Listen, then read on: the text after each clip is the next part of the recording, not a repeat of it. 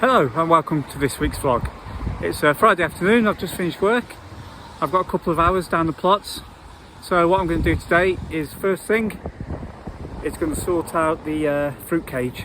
Some of the raspberries are starting to come through and some of the runners that I thought I dug up have started to pop through, so I'm just going to tidy that up and then I'm going to dig a trench and put some manure in so that when I put my peas in, they'll have plenty to go at.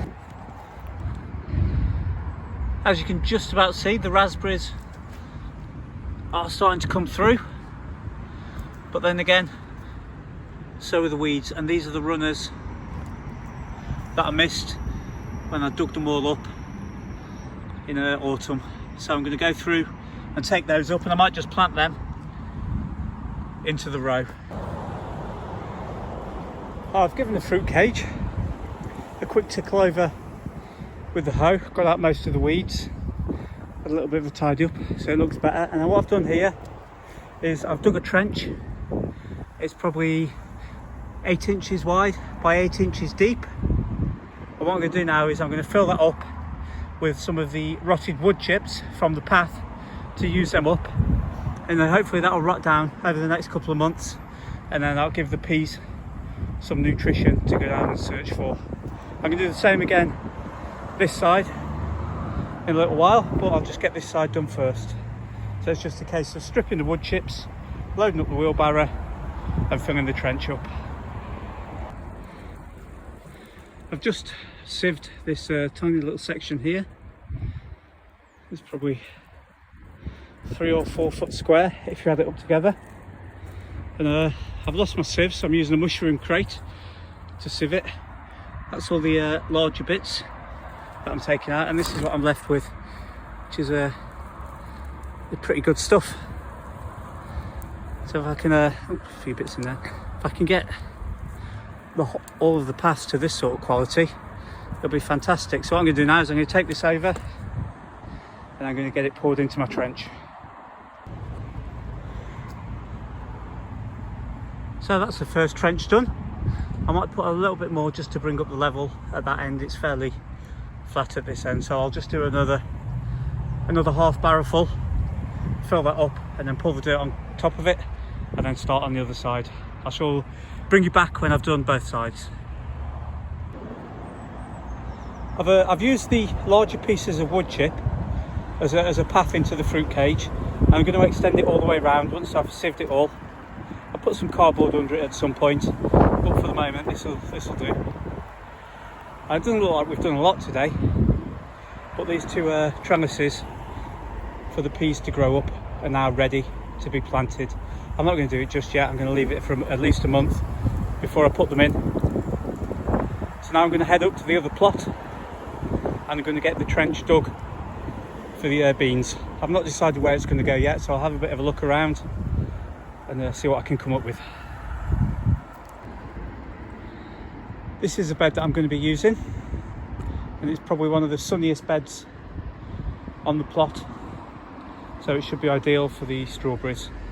So I'm just going to take the cover off, give it a little rake over to get it level, and I'm going to find my trowel and get the strawberries in. So cover off it, and as you can see, some of the cardboard still hasn't fully rotted away, but that's not a problem. I'll just plant the strawberries through it. I'm going to try and space them out as best I can. I'm going to go for roughly 6 inches between plants, and I've probably got enough to completely fill this bed. So I should just start the task now of getting them all out of their pots and getting them put in the ground.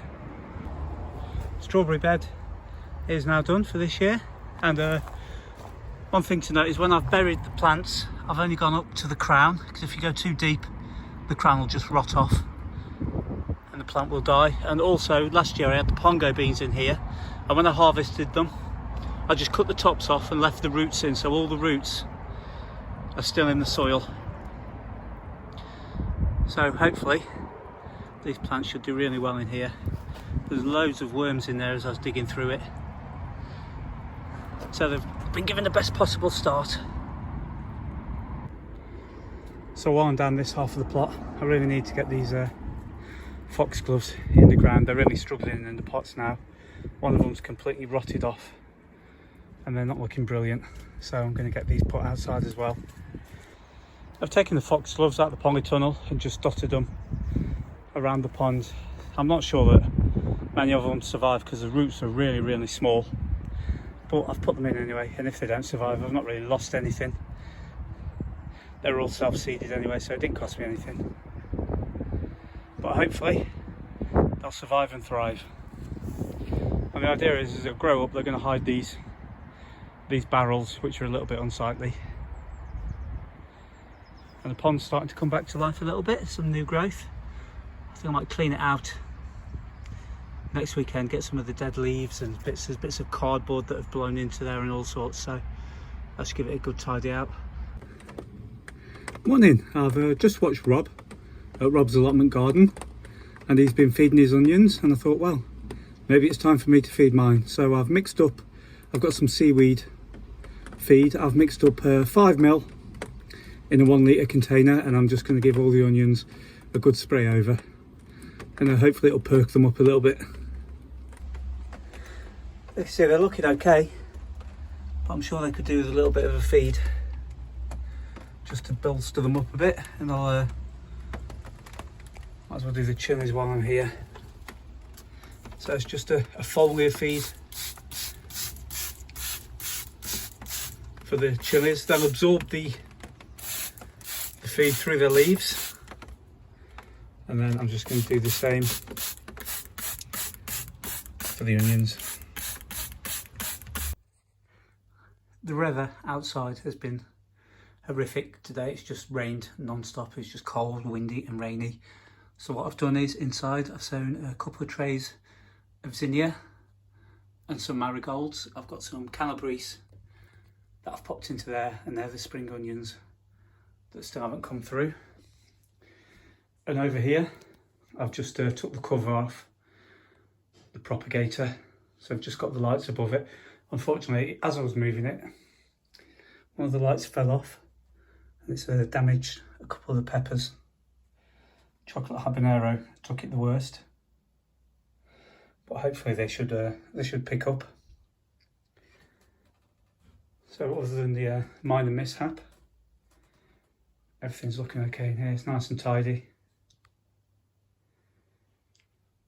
I was hoping to get a little bit done outside today. Unfortunately, the weather's not permitting, so it's only going to be a short video today.